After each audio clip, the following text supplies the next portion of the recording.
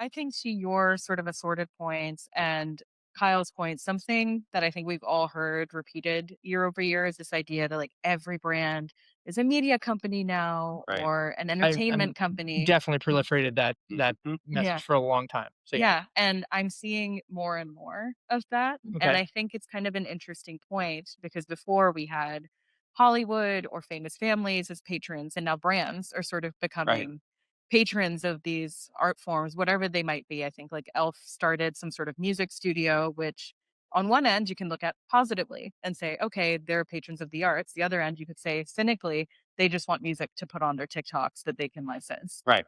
you know? In the And case of Elf, I think it might be the latter more so than the former. But 100%. yeah, And then Gap just hired a chief entertainment chief entertainment officer, which is officer, really and she's interesting. a Yeah, big operator from, I think, Paramount, she she was was. saying? Yeah. Yeah.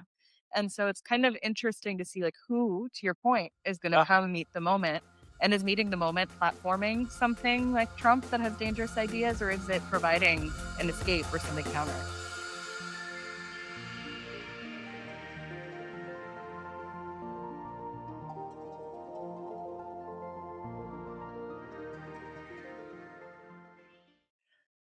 Hip replacement, We're back. episode number 41. 41. Really? Oh, are we really? We're doing that again? Come on. Look, I thought that was going to be my joke as the dad on the pod, like being like Maybe 41. through osmosis, you know? Okay, fine. All You right, did fair enough. to Ben's credit, you did make that joke yesterday, and you were going to do it, but you You She know, went. I mean, this is the sign that we're talking to a true Gen Zer, yeah. right? Is that she like went straight to it reflexively. I have to say, I really respect that you think I'm Gen Z. I am on the cusp. I'm on the cusp. What are we My doing s- this for then? My Jesus Christ, sister the whole my sister says I'm very turn of the century. I love wow. I don't know, like damning with fake vintage. compliments or whatever. um, what does that mean? Being on the turn of the century? It means I was born in the 90s, and she reacted with horror at that fact Oh, once when okay, got she it. was Okay. younger and said, "You sound like one of those people born in 1895." Well, I mean, 1895, 1995. It's Yeah, not that fair, far off, fair. right? Like Wait, only a few things happened in I that was century. telling Nikita earlier, it's like that is incredible, but it reminds me of this meme that I love, and I think this will resonate with some people. Is like I think it's like a picture of like Helen Mirren or something. It was like, "Be gentle to me. I was born in the 1900s," and it's like, yes, me too, Helen. Gosh, ridiculous. All Well, of us. we're gonna get to cycles in just a second because obviously this is the week of 2016 being relived, which was one of our topics for today. But the first before we do that, we should say for those listening, we are recording in front of a live audience for the first time. So everybody here in the audience, give yourself a round of applause. We have thank you.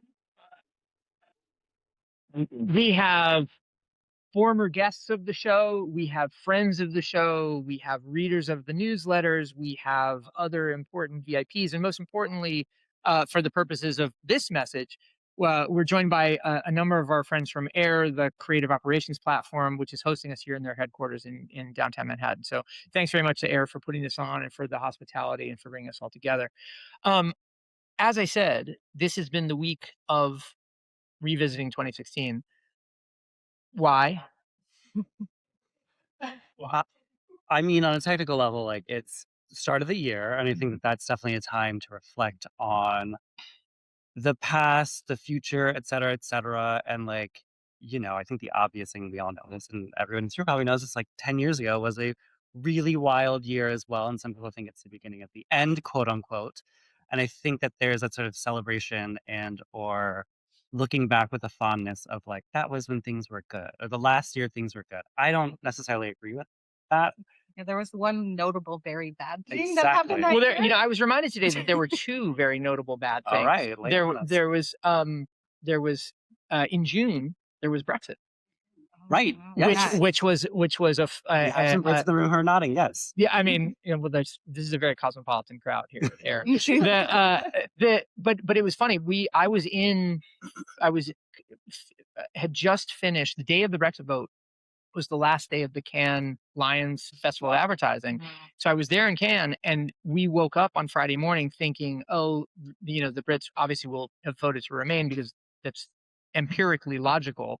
And then when they voted to leave, it was like, what the fuck is going on? Mhm. The world is upside down. We then went on a holiday with my wife is English, and we went on a holiday with her family. And her family, we came to dinner, and I was just like, man, tough day, right? And they were like, oh no, we're happy. We all voted to remain. I was literally, it was one of the big epochal moments in our relation, not my relationship with my wife, but my relationship with her family. Right.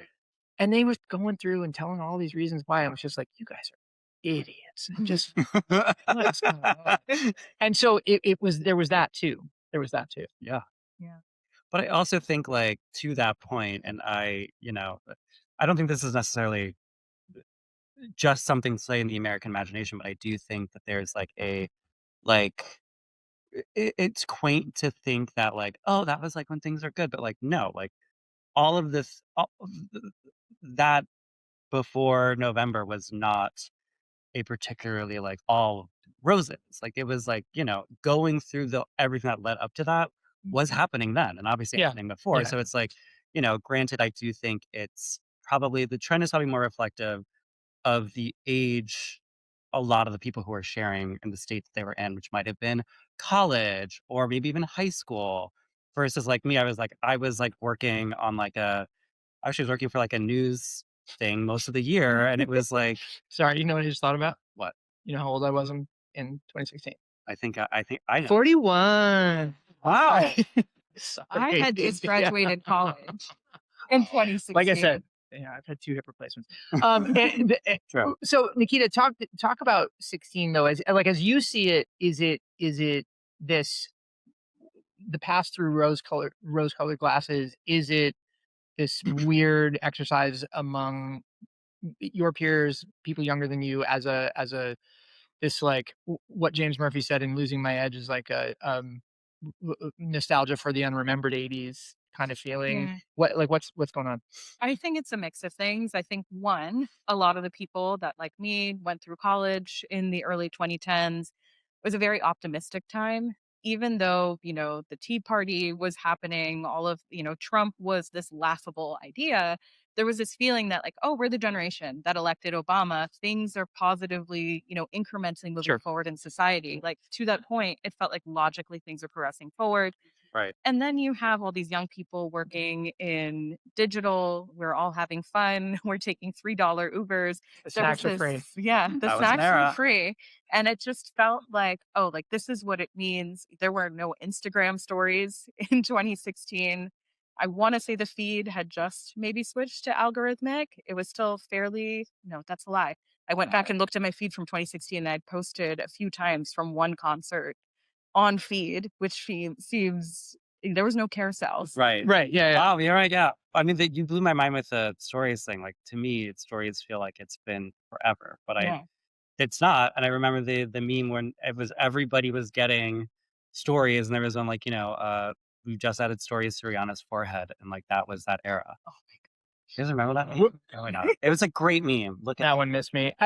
Okay, so we have been so a lot of the 2016 nostalgia then, yes, pre-Trump, yes, ZERP, yes, our younger days, but also Instagram really as a center point of it. Is it the first year that Instagram exerts its primacy and therefore provides us all with photographic proof of where we're at that's easy to draw upon and come back to today?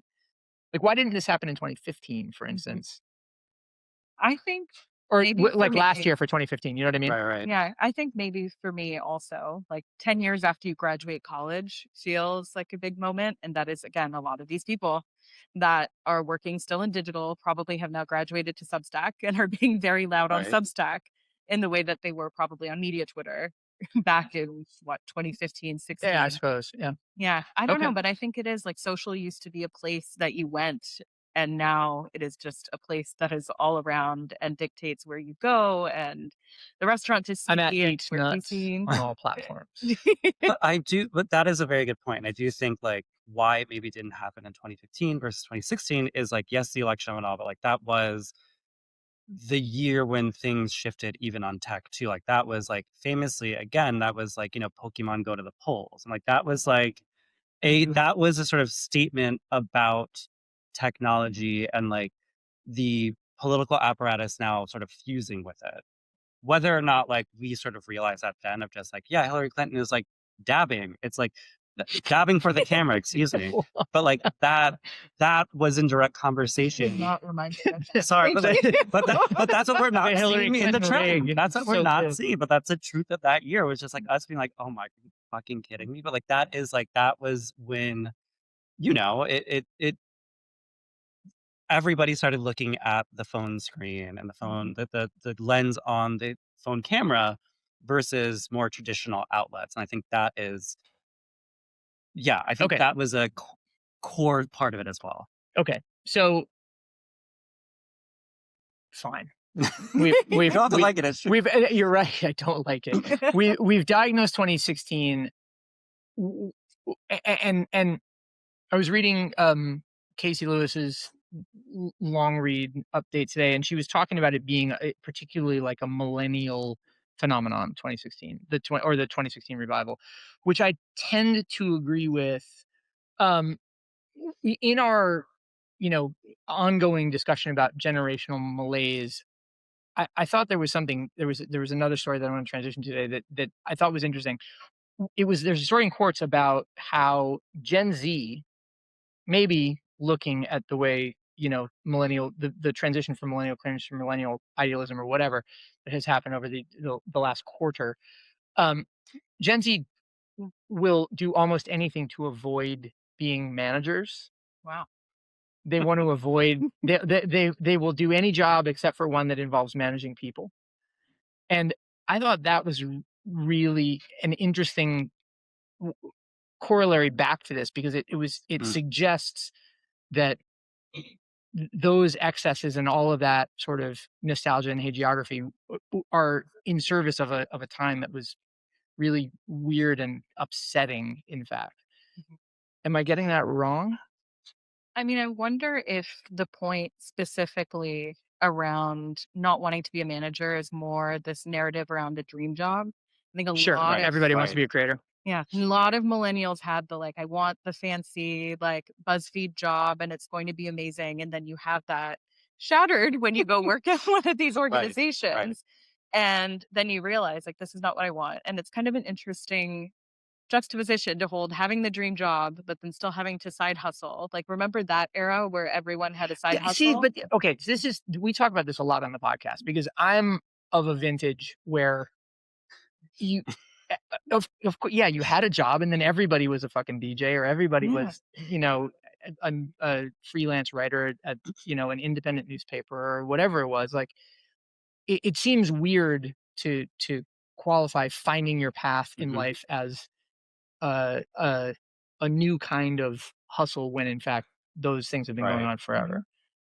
And maybe ZERP killed that for a period of time, and so you didn't have to do it because the snacks were free and the Ubers were $3. And I mean, but I think these are like different things though. Like, because I think that millennials were doing that obviously. Don't tell me my DJ career was a different. But like, I think that is like that is a pervasive like city person thing. I think like that is like, or increasingly a modern person thing. That's probably true. Like, wear the multiple hats, do the multiple things. Like, I'm working the day job in pursuit of the dream job that I do at night. Whatever the fucking like 9 to 5, 5 to 9 thing. Like, that is like not new, but like that's the name that it's been put on that behavior now.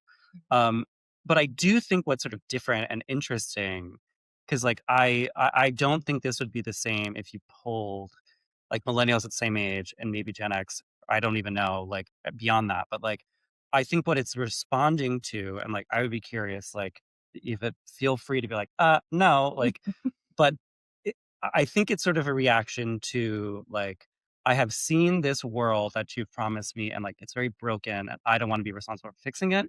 I'm also prioritizing my comfort, my safety, my whatever. It's a bit of like, in a way, it's just like, you're a bad manager. I don't want to do that job. That too. Versus like, I think, and I never necessarily wanted to be a manager, but I've managed a bunch of people over the years, and like, it is like being, if you're good at it, and I like to think I'm good at it, is like it's like being a parent, and like you're sort of like you're having to nurture people and lead people. And I think perhaps for Gen Z, it is a sort of like I have not felt like I've gotten there yet, or not necessarily gotten there, but like I've not been given the juice that we're all squeezing. And like I want maybe a bit of that before I can even Okay, so that's kind of interesting. What about this assertion? Manager is a fake job. oh, absolutely. But Oh, okay, fine. yeah. Well, I'm glad you agree with that, because for me, I was thinking about this. When I started my career, I had a boss, not a manager. Oh, interesting. He Their was title was re- boss. What was their title? Yeah. Oh, he was. Yeah. Where's that how you No. thought of that? Right. Good No. point. Yeah. All right. No, I'm sure Randy will be listening to this. No, Hi, Randy. Hi, Randy. But Randy, I started working at a record label as an assistant to a guy. So there's no like equivocation about Right. what our role is. He's Yeah. not making me better. I'm serving him and doing the things that he needs me to do. Right. And it wasn't until it wasn't until probably 2010, right, when we started to really get into tech domination and ZERP era, where I started hearing people talk about, oh, my manager this, or this is my manager, or will you be my manager, or I hate my manager, or whatever. And I struggle with it because I'm just like, where did this I've ever said that dynamic? sentence out loud, like I hate my manager. Oh, I thought you said you never said, will you be my manager? I've never heard that. That's like That's it's a crazy like promposal, but I love it. But I start to think like this is a way of naming a dynamic that is no good for anybody, Right. and yet I mean, has sort of forced its way into. But I think that's a very good point. I do think that we are, layoffs. I think that is sort of like correcting all of that. For example, like all the Wait, sort of, what's like, correcting what? the layoffs are sort of like in this decade. Yeah, in fine. so many Okay. say tech layoffs were in Sure. multiple places, and that is sort of correcting probably the very 2010s and maybe aughts over managerification and or fake email job sort of thing, correcting for that. And then so to all that being said is that like the will you be my manager thing, which is so wild. Like I think what is actually being said in that statement is like, will you be my sort of mentor? Will you sort of help guide me? And I think again to the point of Gen Z not wanting to do that, I think it's probably less about permission or even feeling able. I think it's just like I don't want to do that yet. Like maybe I haven't felt that accomplishment, or what do I have to give? I suppose, Nikita, this gets into our the conversation we have all the time on this podcast, which is like, that's just a function of life stage. Like, Right. I don't want to do that because I'm not ready for it. No shit. Nobody's ever ready to have kids or change jobs or buy a house or whatever, right? Like, or lose somebody, right? Like, you're never ready for that. So do you want to be a manager? I mean, I technically am a manager. I Okay. head up a strategy department. Right. Okay. Fair. So technically, I am a manager, but it wasn't necessarily something I aspired to, managing a lot of people. It was more not having to answer to someone about what I'm doing and being able to make my decisions in the creative work that I was doing. But to this aspiration of not wanting to be a manager, how much of this is also a lot of these young people are not doing the 5 days a week in an office thing. Yeah, sure. In the That is early also stages that's a of the very career. good point too, because like that again, that dynamic shift and like, look, hey, I'm very pro like freedom. Go to an office. Thank goodness. Yeah. Can you imagine a lot of them, if Kyle came out on this podcast as being anti-freedom? And any yes. There's many jokes I'm not gonna make. But yeah, that's I think you're exactly right. And like that, if someone who let's say started working in 2020, for example, like their relationship to their job is very different. Like That's true. That's true. and like I think Sure. that again is like, and even that sort of like if they're being forced back to office, they're gonna dig their heels even more and be like, no, like this place is even worse than I thought. I don't know. Office is kind of cool. Have you seen the Office. course? Have I seen The Office? Have I seen The Office? Yeah. No, have you? This office is awesome. This office, yeah. this office is very cool. Have you seen that? I thought you were telling me to turn my volume up. Yeah. All right. Zach was just giving thumbs up to the air off. Have you seen all the discourse around if you're a young person, the number one high agency thing you can do is go to the office or take the Yeah, of job that course. pays Right, less right. and go in 5 days a week? How much of that do you think is helpful advice and how much of that is propaganda from the New York City commercial real estate? Okay, so I think two things can be true. I think that can be propaganda from New York City real estate without a doubt. I think it can also be very helpful advice. Like, 100%. I mean, yeah. I guess I always treated time in the office as a lever into or access into situations that I wouldn't ever have been able to deal with otherwise. Like working in the entertainment industry, it was access to conversations and content that I would never hear otherwise, right? Because I'm not in the right rooms. In the media industry, it was access into businesses and business problems that I would never be faced with otherwise. So I'm very, very pro that stuff, not to mention the snacks aren't always free, but they're usually at the very least like reduced. Right. Like if you work the angles, you can figure out how to save yourself money. Randy, God bless him, my first boss said to me, he was just like, when I got an expense account, he was just like, that's going to be groceries for you for the next couple of years, Wow. which was not corporate policy, suffice to Right, say, right. but it was true. And Us. yeah, and so I'm very, very, very pro that. Yeah. What's the counter? I don't really have one. I'm just curious. All right, I so started my career in it. So have we reached a point of reckoning then, Kyle? No, I would say like I feel like to me at least, and millennial, et cetera, thoughts on this. And like I think part of what the Gen Z response to don't want to be a manager is that like I already don't have enough freedom. And like by managing, I will have even less freedom. And I think like to me that I think that because like in my background is like I worked in Hollywood for a long time and I worked in like journalism and sort of new media spaces. And in all of those spaces, and even through agencies, two agencies were a little bit more flexible, but like in all of the spaces, it very much was like, like presenteeism, or it was like you being there from like Sure. 9 a.m. Showing up is to 90% of the job kind of thing. 8 p.m. and like half the day you're doing jack shit. And like there was such an inflexibility on that. Like it's definitely was a Hollywood problem. I don't know if I'm sure it does, where it's just like you're being there and sort of like burning whatever oil is important, but it also is like, it's just performative.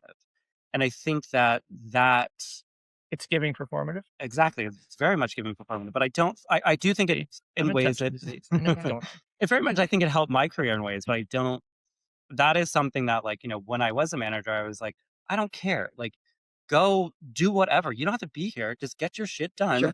I'm not going to tell people we're not at our desks. Yeah. I don't care. Like, just as long as things get done by the deadlines and you're nice. So Nikita, do you rule by those rules? Yeah, as a manager, yeah. And see, there we go. Yes, absolutely. But I work. And do you get any? Do you get any? environment. But do you get any pushback on that? No, I mean, again, our company is all remote first. Prior to that, I was freelance for a long time because I didn't like this performative. Right. Be there till 8. I was like, I'll get the thing done, then I'll go home. I can take my laptop with me if you really want, but I'm not going to just be here to be here. And my face is getting oily and I'm feeling terrible. Yes. There. People just don't know how to act in office too. Like it's less to like, as someone who's rewatching Mad Men right now, I can definitely disagree with that statement. Fair. But like, it's just that's a joke, guys. but it's the cold of it all. Like, the person coming because of the presenteeism, sitting there and like fucking sniffling all day. And it's like, go home. And they're like, well, I can't. I need to be here. And it's like, are you fucking kidding me? Like, this is now we're all now we're all sick. we're all sick because your dumbass boss made you be here. And like that. Look. No, I had a funny conversation with a fellow Xer just last week about that. She was complaining about her staff not coming in because they didn't feel like it. Come on. Essentially. Oh, well, that's different. You don't, well, it was sort of like, it's Tuesday. I'm not coming in. And she was bitching about it. And I was like, my attitude was, I'm going in. I have to go in. I'm going in even when I'm sick. That was probably dangerous behavior. I probably shouldn't have done that. Yeah. Yeah. When did it switch? I mean, well, I will say the only reason why I think about that now, and maybe And when I'll will it think about switch this, back? I don't know, but like the only reason why I think about that is like because of COVID. I remember in the first 3 months of 2020, like people in the office coughing and being like, "You're not reading the news, are you?" And it's like that then like spiraling then towards like March of 2020, and then people being like in office with masks and like that sort of thing. And then it became really sort of apparent that behavior was like really bad behavior. Sure. Yeah. And like that, Oh, right. I hope that that is a lesson beyond just the office that people learn from this decade. It wouldn't have ever occurred to me had that Right, been happening. exactly. I wouldn't have even And I thought think of for it that most way. people, but now it's like, if you come to the office and you have like a runny nose, get the fuck out. Like I Stay don't away from me. say that it's less about me, but it's It's also like you not. don't know I just have who. allergies, guys. I mean, that's also I have allergies too, as an allergy head myself. Like, yes, but you know the difference. It's Anyway, true. All right. So now that we're going back to the office, thank goodness, what are yes. we going to wear? Because one thing, and Nikita, you're presenting a counter indicator today for those who are not watching this on one of the fine podcast platforms or here in the room. Gen Z is apparently turning its back on black. That's fake news to me. Every Gen Z I know closely is here, and they're all wearing muted colors, if not black. Okay. All right. What if I told you that the business says differently? That's cool. I mean, Pantone said white was the color of the Well, year. okay. Well, I think it was cloud.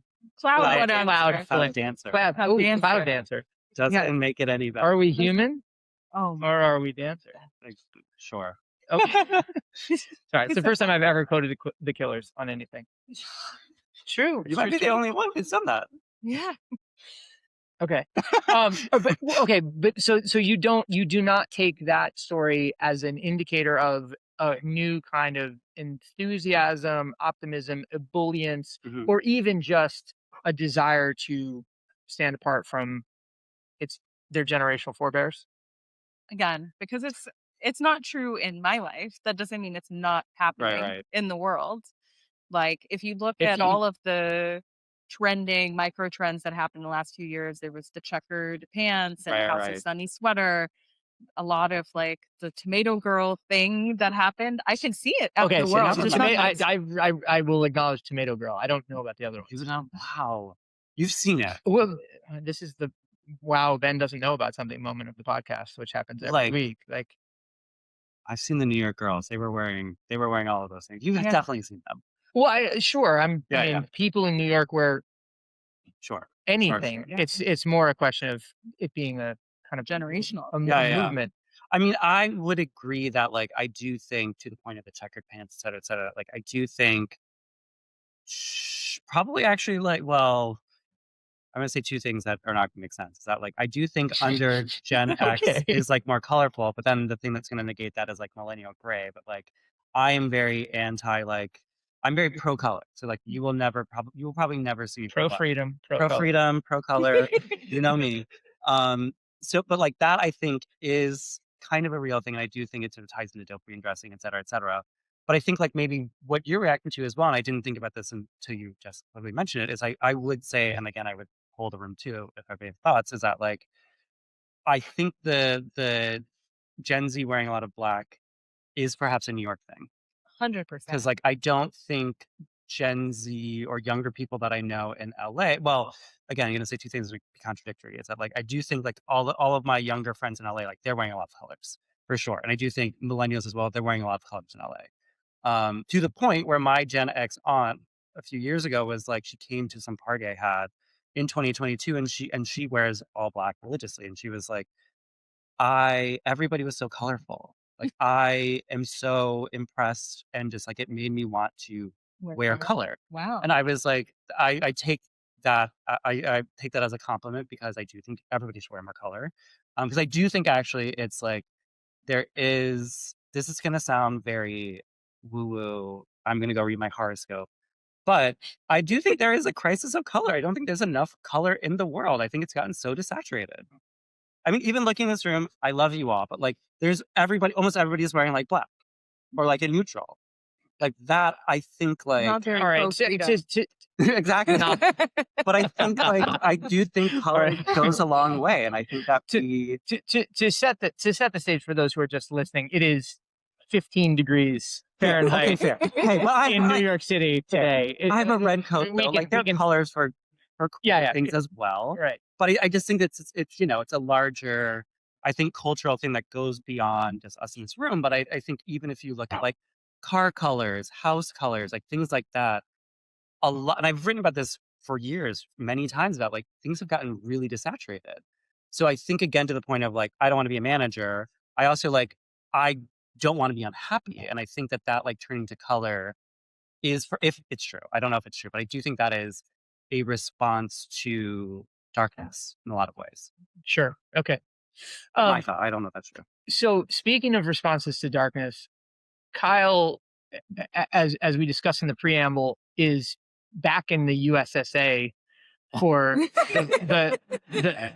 for the first time in a while, which is why we're doing this conversation. And Kyle and I had a drink last night. Kyle and I have never met in person before last night. We had a drink at a bar at Bed-Stuy, which was cool. And we were shooting the shit a little bit, and I was asking him about his impressions of America, thinking, like, especially everything that's going on in Minneapolis and in Portland and, generally at the federal level and in Venezuela and in fucking Greenland, that Kyle's read on things would be pessimistic. And Kyle, your read on, I was like, how you feeling? You're like, it's kind of great to be home. Don't let me put words in your mouth, but that was the impression I took away. Yeah, I mean, there was a bit of it. It's funny. It's funny because I do think people who read the trend report, often when I meet them and they pin me as like they always will say something like this. It's like, wow, you're so much like happier and nicer than I thought you would be. Because like I often am covering what the world is giving me, and it's often very bleak. And like Sure. the bleakness sadly is reflected in the newsletter sometimes. But like I'm a generally very like optimistic, upbeat, happy, funny person. And I think sometimes it doesn't translate. That's beside the point. But the thing that I've been sort of struck by is like, again, for context, I live in Barcelona. I live in Europe, with New York for nearly 4 years. Is that like the American energy and the American spirit, even during now, is still so joyful, so happy. People are so nice. People smile at you. People talk to you. Even if you are XYZ other thing, they will still be kind to you for the most part in person. Even if they are like, my quote unquote homophobic whoever in my family, they will still be nice to me to my face. And I know that that is fake and that is performative, whatever. However, like it goes a long way. It felt like taking a warm like shower after taking years of a very cold shower. And so that is like one thing. But I think the other thing is like to the Minneapolis of it onto this moment is that like I don't think we collectively as Americans give ourselves enough credit for that spirit and like not letting that spirit get broken down. And that is really beautiful and really amazing. And I do think that like what's happened in the past year and in Minneapolis specifically, it's not great, obviously we know, but like the reaction to it is like that is like true patriotism. That is truly like Sure. It's obviously it's grim and we shouldn't have to have that, but like that reaction is like that is hope. Like that is like that is brilliant and amazing. I just don't think that like there is enough sort of like patting ourselves in the back. Like we are pushing it back against this shit and we're not taking it. Right. We can feel that way. And I think a lot of that is because we are looking at screens, which really amplify that. Mm-hmm. Hi, everybody. Nikita, okay, so you work in a space that is forecasting the future for entities big and small, but do you feel that vein of optimism as well? And does it become part of how you inform recommendations for Yeah, I mean, for whomever, your team? the people you manage, the brands, whomever. Like, I'm curious because I feel that way a lot, but I come from a position of great luck, a fair amount of privilege, and a lot of hard work to put myself into positions that have afforded me that. I wonder to what extent everybody else feels it contagious the way I feel it. Mhm. I think it's interesting. My personal position has always been like, a lot of the things in the media and the news, they are getting clicks by making you feel a certain way. Sure. Yes. And while all those things happening may be true, if you are just constantly focused on that and not daring to imagine, like, what is the alternative to this? Even in the smallest way of saying hi to your neighbor or Mhm. helping someone out, how are you going to like leave the world better? Mhm. And then on a second order thing for my job, I do a lot of consumer interviews. And Yeah. How are they feeling? Yeah. by and large, I think, to your point about life stages, people are born and want the same things. They want Mhm. a nice life. They want a good relationship with their family. They, want to be able to go on a nice vacation. Generally speaking, people are, in my conversations I've spoken to in the last few months, people I would say ages 7 to 65, generally feeling pretty like positive and interested in whether it's the young kid playing baseball, wanting to like play his sport at the highest level and loving that and loving going to school, to somebody older that survived cancer and been like, okay, well, I've been through that. So what else is going to come at me? So I think by and large, people, life stages want the same things. And then we have this layer of push notifications on top of it that Right. manipulate our That's emotions. interesting. Layer of Absolutely. push notifications, the strata of push notifications. Too many. Um, Well, I would say really quickly, a really good life hack is like turn them all off. I've done that for years and it really helps your brain. It I really don't have my does. New York Times push notifications No, on. like turn them all Turn them off. off. It really does change your mindset. And I don't even get text messages on my screen. I don't get how am anything. I going to follow up on shopping wrecks in Madrid, though? Set a timer. Yeah, I don't know. I was joking. For some reason, whatever. It's all of my push notifications are off except for Substack and the ones from Oh, brutal. I there's don't get. I the ones from Laura Riley's magazine seem to come through all the time. People are. I'm selling a pair of Chloe boots right now. It's very um. So all right. Well, Nikita, this is fascinating actually because I'm so as someone who is not a professional ethnographer or listener, obviously. I'm wondering what else have your conversations with 7 to 65-year-olds Yeah. yielded yeah, recently that's amazing. in our generational insights Hmm. or just generational observations? I think, again, like you said it perfectly, like life stages. And this has been a long term belief of mine that people generally want the same things around the same age. The complicating factor is the technology of the time, whether it's the shift from Mhm. oral media to written media or written media to the television and now social. We There are saw that things, X is bringing back articles, right? So oh my they're goodness, Oh, the right, horrible right, right. articles on my feed this Yes, week. yes, yes. But, like those are all just a layer on top of people's anxieties. But by and large, I think with what is sort of modeled through us to culture, people largely want the same things yeah. generation over generation. I read something today right before we started recording that said that politics is so bad because entertainment is so good. Okay. Okay. No, I Keep don't think. going. Well, I mean, like I said, I read it right before we got on the pod, so I don't have a Politics is so deep bad in. because entertainment is so good. Well, essentially, what it is saying, right, is that, and it's so I follow the musings of a geopolitical strategist named Peter Zion, who was just like invading Greenland would be the dumbest thing that we could possibly do Mhm.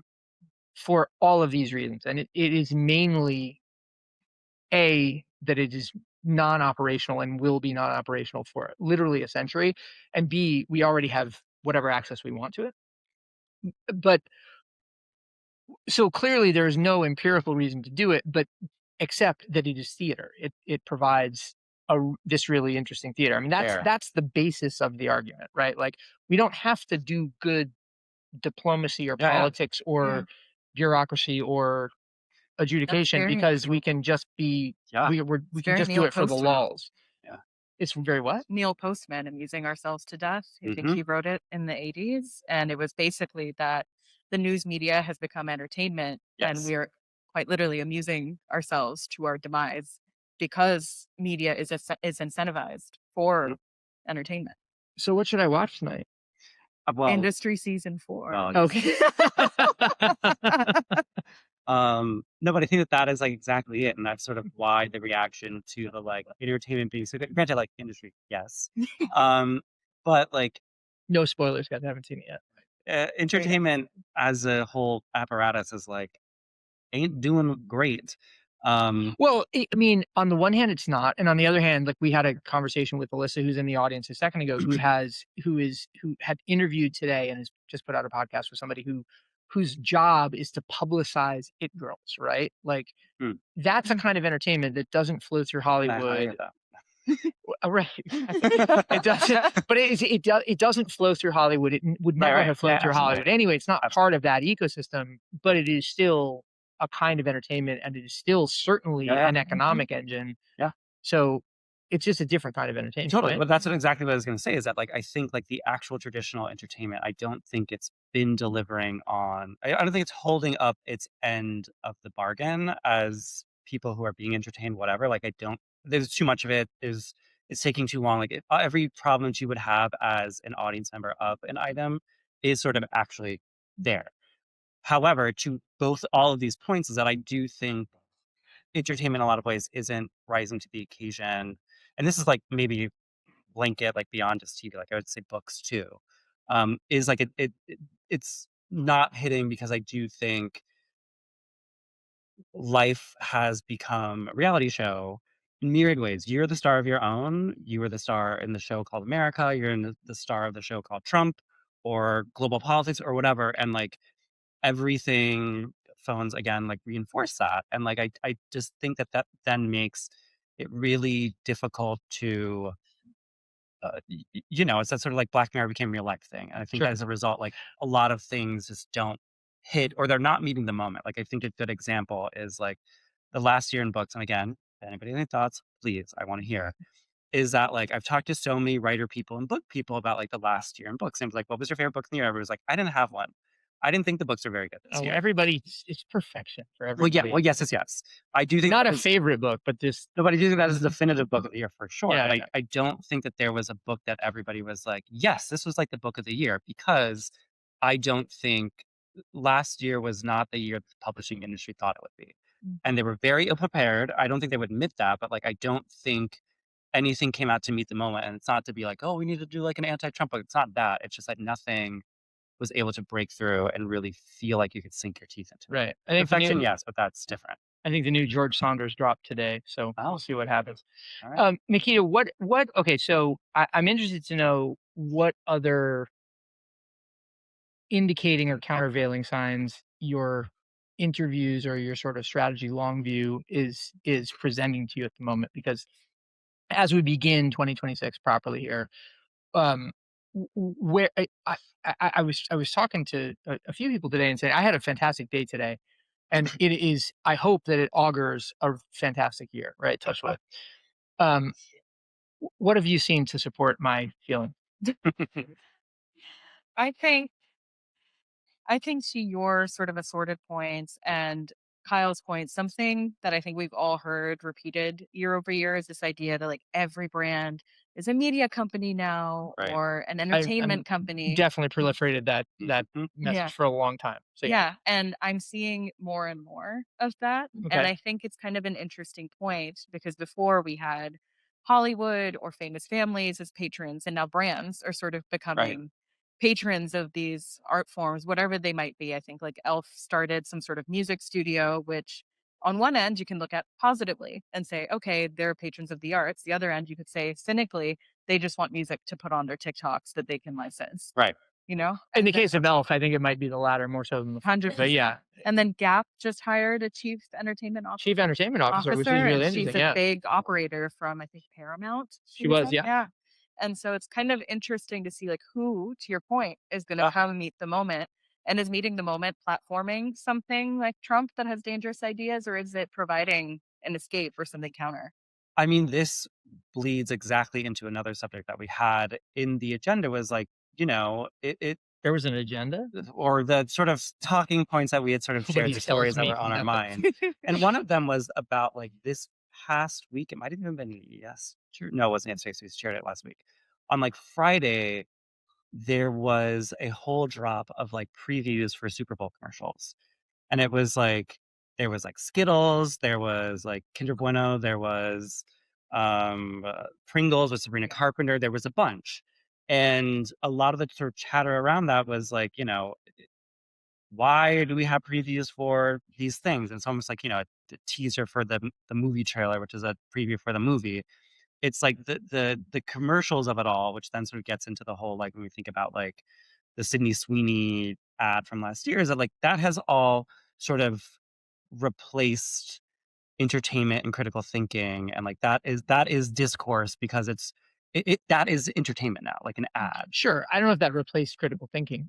No, but I think like that's like when that is then entertainment, it's like, well, it looks too hard. It's like, show me the Sabrina Carpenter Pringles commercial.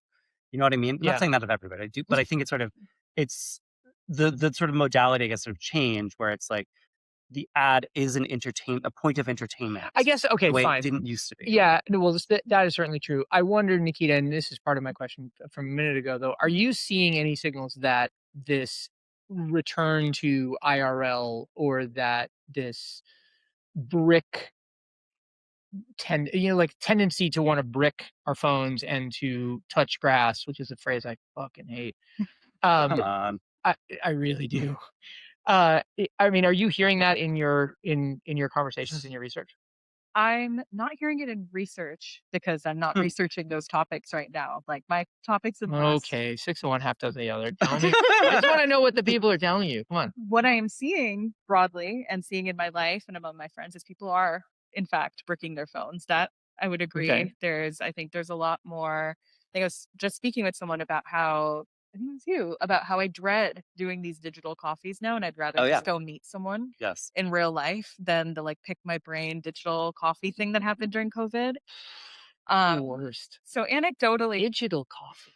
Anecdotally, yes, but I think the Super Bowl thing that we're talking about, something that really sticks out to me, and this also kind of connects into everybody wanting to be a creator, is how much of it is just, do you ever see those comments on Instagram or whatever? They're like, give the marketing girl a raise, or Yes. marketing girlies No. this and that. I'm very familiar with the discourse. I've never actually seen that, but yes, I'm familiar with it. And I think it's kind of catering to that thing Exactly. of people wanting that, like, to be the TikTok green screen head talking about marketing or creativity or Absolutely. branding, but you've maybe never But worked at an agency and this understood commercial 100%. incentives. But this like also gets into this thing, like to the point of like But is that everything's IRL? Is that touching grass? Is that, I mean, no, but it's like this is like a lever now that everybody has to pull. And like I was talking to somebody recently who was like, oh, I just got off a call where it was an hour-long like video interview it wasn't with a person, it was just like sort of like a self-record.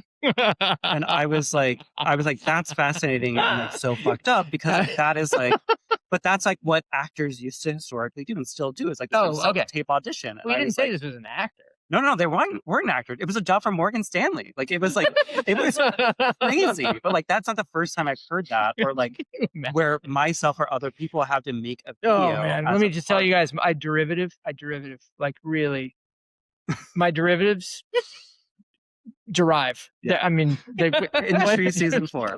But that is like now it's a part of that process of like, you have to do a video submission or submit your own like video like resume. And that changes a job dynamic in multiple ways, whether they want to, as a hiring site or not, acknowledge this. But it's true is that like you are auditioning more for a job now than actually applying. Sure. And like that's a vibe-based thing, but it's also just like, oh, are you like telegenic? Could you be our like social media person? We're not going to pay you more, but like if your proof of sort of like editing this well is an asset for all of us. And like that is a lot of unpaid labor, and if people want to do it too, no matter the job. My doctor in LA, she is a creator too. So it's like things like that, everybody is doing it.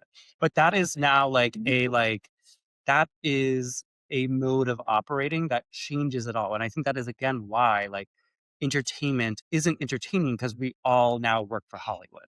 You know what I mean?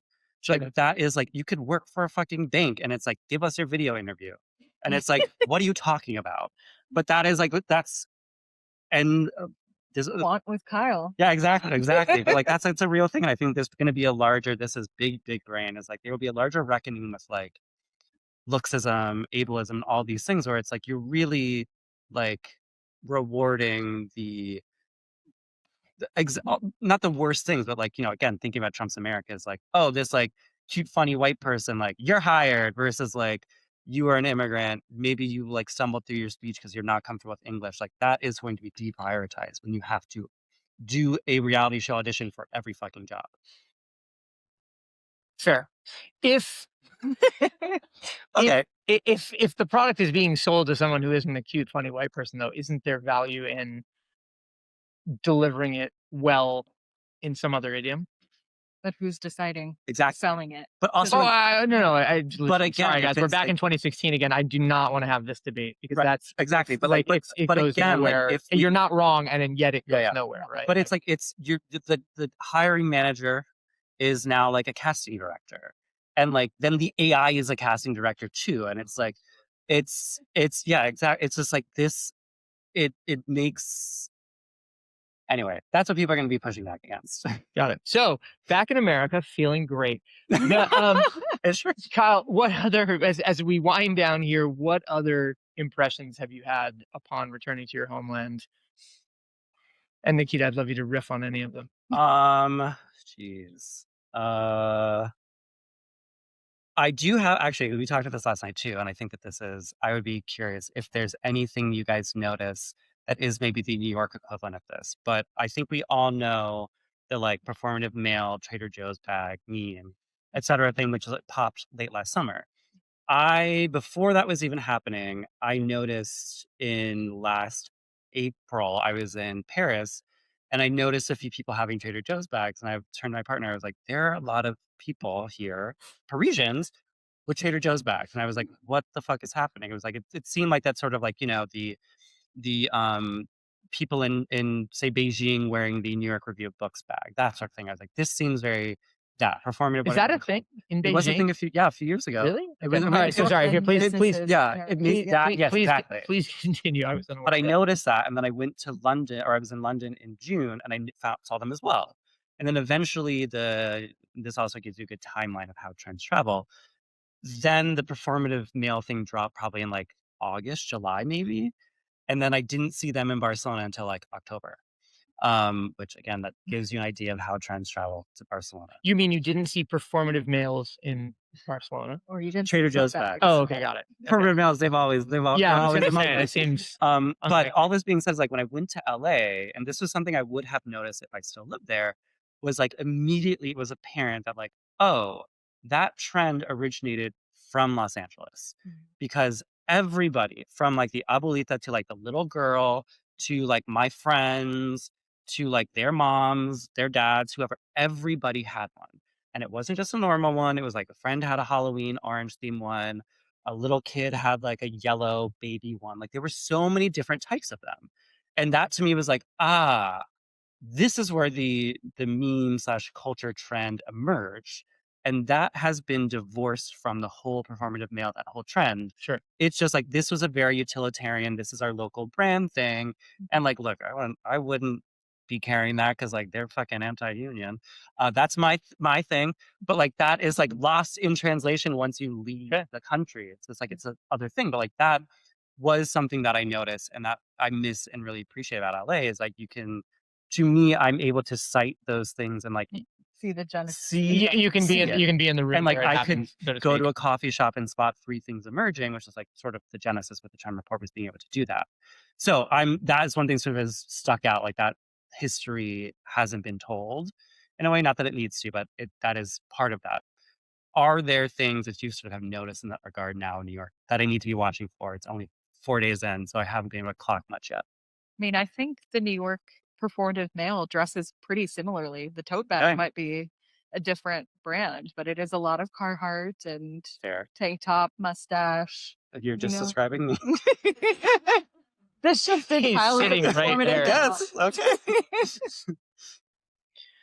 All right. Well, listen, guys, we have reached the end of the show, but Nikita, this has been really fun. Thank you. Thank you. So you are the strategy director at Unnamed, Yes.